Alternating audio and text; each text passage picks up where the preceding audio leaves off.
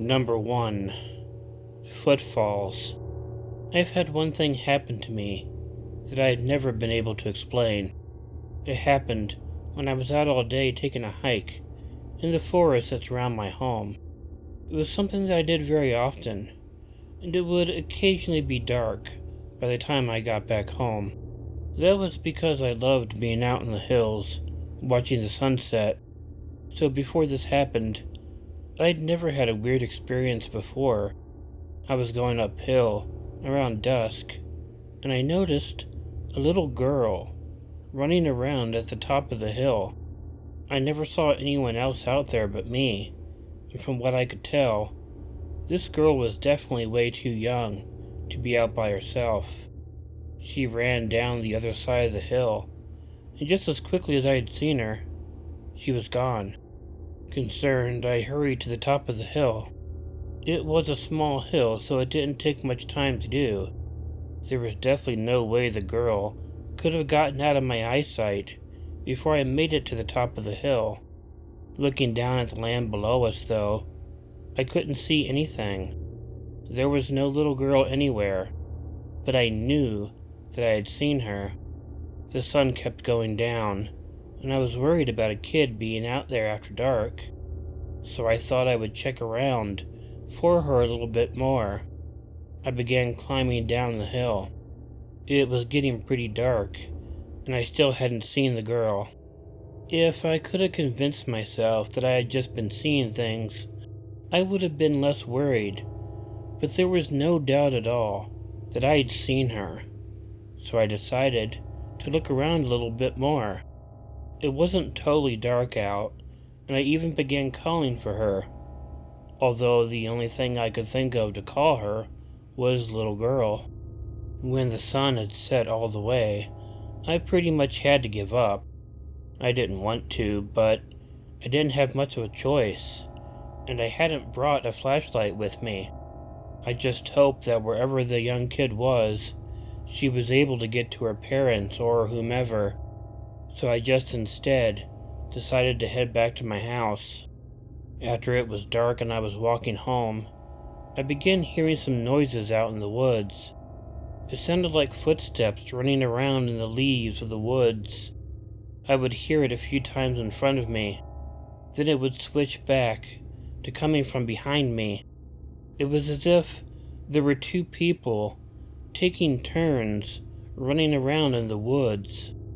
As the sounds got closer to me, I finally turned around, and in time, I caught sight of who I assumed was that little girl that I had seen earlier.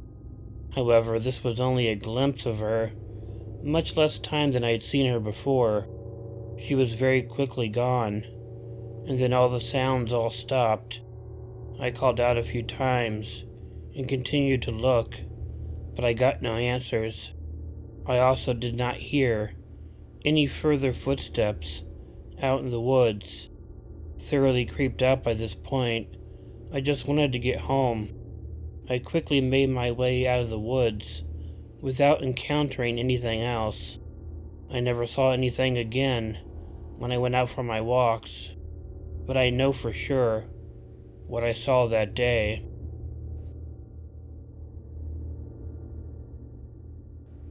Number 2. The motel. I was driving cross country in order to visit some relatives. I didn't enjoy flying, so I always took the extra time to drive. It was pretty much coast to coast, so it was going to take several days to complete. Because of this, I had to spend several nights sleeping in motel rooms. Still, in my view, that was better than flying. I didn't plan out what motels I would stay in beforehand. I just drove until I was tired, found a place, and checked in. And that is what was happening when I came across this little old motel in the middle of nowhere. It actually looked nice and quaint. There was nothing creepy about it, and the old man working in the office was very friendly. Besides being the tiniest bit musty, there wasn't anything wrong with the place. I did notice, however, that it was hard to get the bathroom sink to stop dripping. I tend to have to pee a lot, and Each time I got up into the bathroom, the sink was dripping again. So I tried to turn it off and made sure it wasn't dripping before heading back to the bed to watch more TV. But then again, by the time I got up and went in there for any reason, the sink would be dripping again. Okay, so this isn't a huge problem, right? It wasn't like it was a loud drip that would keep me up when I went to sleep. It was really more annoying that I couldn't figure out why it kept dripping. However, when I finally went to bed that night, the dripping faucet was the last thing on my mind. I did mention I had to pee a lot, and that was no different when I was sleeping. Even as a young man, I had to get up several times a night to go to the bathroom. The first time, although the sink had started dripping again, nothing else strange was going on. However, later in the night I was woken up by something different than needing to pee. There was a strange sound coming from the bathroom. I had to shake the cobwebs out of my head to try and figure out what was going on. When I did, I realized that the sink in the bathroom wasn't dripping this time. It was completely turned on. Confused, I got up and went into the bathroom. I turned the light on, and sure enough, the sink was running full blast. I had absolutely no idea what was going on, but I quickly shut it off and stood there, bewildered for a few moments by what had happened. When I looked up, I was looking directly in the mirror of the sink. It was the size of any normal household medicine cabinet, but what I hadn't expected to see was the reflection of another person standing right behind me in the bathroom. I spun around and deflected myself in the direction of the shower, falling on the floor. It was an awkward fall, but it immediately gave me a look right in the space where the person had been standing. Only thing was, they weren't there anymore. I had only caught a quick glimpse of them, so I cannot describe them, but there was no doubt that I had seen someone there. I will swear on a stack of Bibles until the day I die about that. Going back to bed, I was eventually able to fall back asleep. I always fell asleep pretty easily, so it didn't surprise me after a scary experience that I did too. The water from the sink faucet still kept dripping every time I went back into that bathroom, but it neither turned on nor did I see any other reflections. It was like having a movie jump scare in real life, though.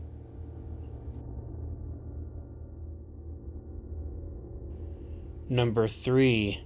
The Turn. I was driving at night. It was in the winter, so although it wasn't that late yet, it was still pretty dark outside. I was trying to get to a party that a co-worker was holding out of his house. He lived in a rural area that I had never driven through before. Unfortunately, I must have taken a wrong turn. There was a very long stretch of country road that didn't seem like it was ever going to end. I'd seen a couple of houses, but they were so dark that I doubted anyone was home. Plus, I was not the type to stop and ask for directions. At one point, though, I came across an old sign that was hard to read. When I got the light on it, I saw that it said, "Town of Cold Hollow," and there was a turn there. I thought being in town would be a lot easier for me to find my way around, so I turned and began driving down that road. This road turned out to be even worse than the first one. I mean, it wasn't as long, but it eventually ended on the side of the hill. If I had driven any further, I would have driven off the side of the hill. The only thing blocking me from doing so was an old gate that was blocking it. I started wondering why the hell a road was ever made that led to nowhere, especially not to any town. That is when I was totally surprised to see a man walking out there by the gate. It had began raining while I was driving down that road, but he must have known it was supposed to because he was wearing a raincoat. He completely ignored me, though. He climbed over the gate and fell off the side of the hill. Astounded, I got out of the car and ran over to the gate, but the hill was too high, and it was too dark out there for me to see anyone. But also, if someone had jumped down from that height, there's no way they could have lived. I thought I had to get back to my car and find this town so I could tell some authorities what I had just witnessed. So I got back into my car and began driving back to where I had originally turned. I noticed something surprising, however, when I got back to the turn. First of all, the sign telling me to turn, and the sign that said that town was down in that direction, was gone. I looked around for it knowing I had seen it, but I just couldn't find it. I had no choice but to head down the road until I could eventually find something. Now, although I didn't find a town, I did eventually find my co-worker's house and went there. I told them I had to call 911 to get someone out there to help the man who fell. However, when I told my co-worker the story, he thought that I must have heard the story before and was just repeating it. The town sign and the man jumping off the hill were part of a well-known story in that area. He thought I had heard it and was trying to scare everyone, but I let him know I had experienced it, although I think he still doubted me.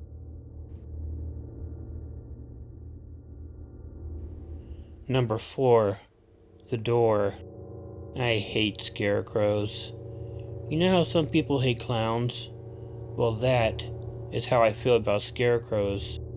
I don't think I knew exactly why I was so scared of them, but when I asked my mom about it, she shared the story with me.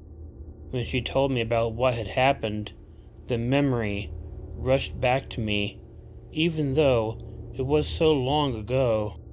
We lived in a farmhouse, so scarecrows were not an uncommon sight for me, but in the beginning, they didn't bother me at all. When I was about 5 years old, I was sleeping in bed when something woke me up. I was looking around my room. My bedroom door was always open when I was sleeping. However, it seemed like there was something behind the door, something that was causing really slight movements from the door. Of course, as a kid, this would scare me. However, I didn't want to wake my parents up because my dad could get very angry if I was scared at night. So I just laid there for a little while, watching the door moving slightly back and forth.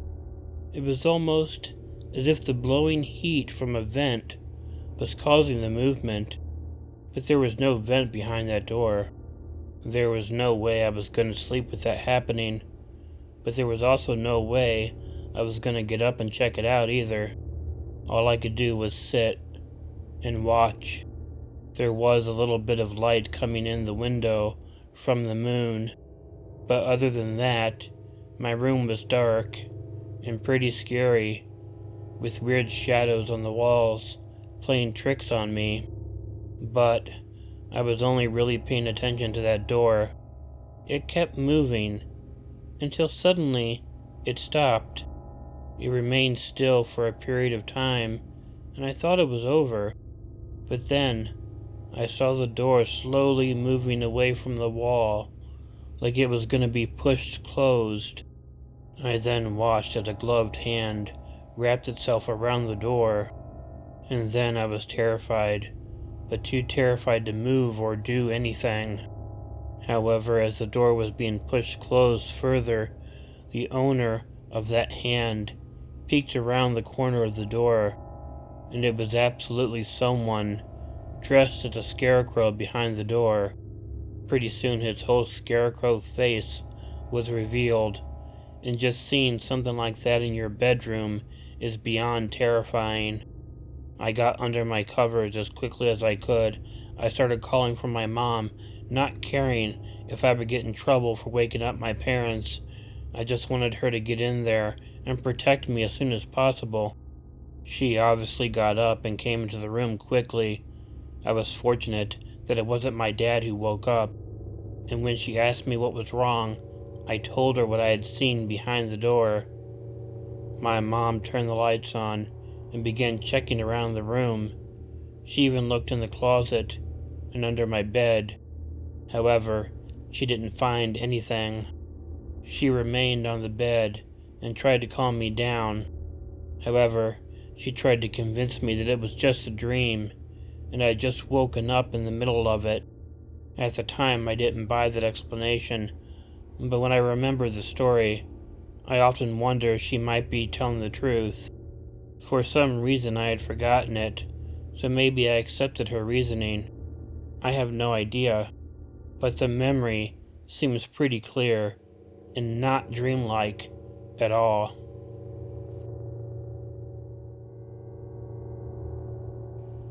Hey all, Killer Orange Cat here.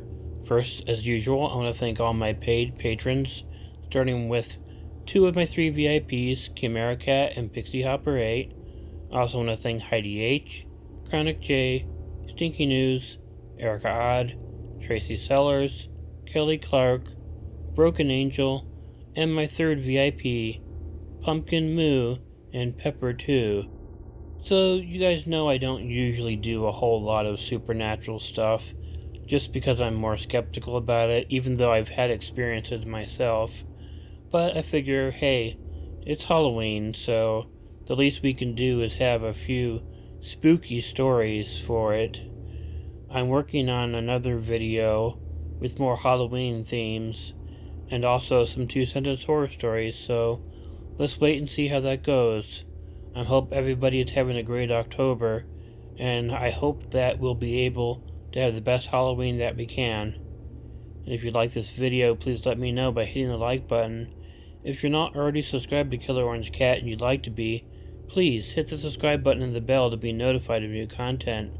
Leave me a comment, which I'll do my best to get back to, and consider sharing the video with someone you think might enjoy it. If you have an original story you want narrated on Killer Orange Cat, please send it to the address included in the description.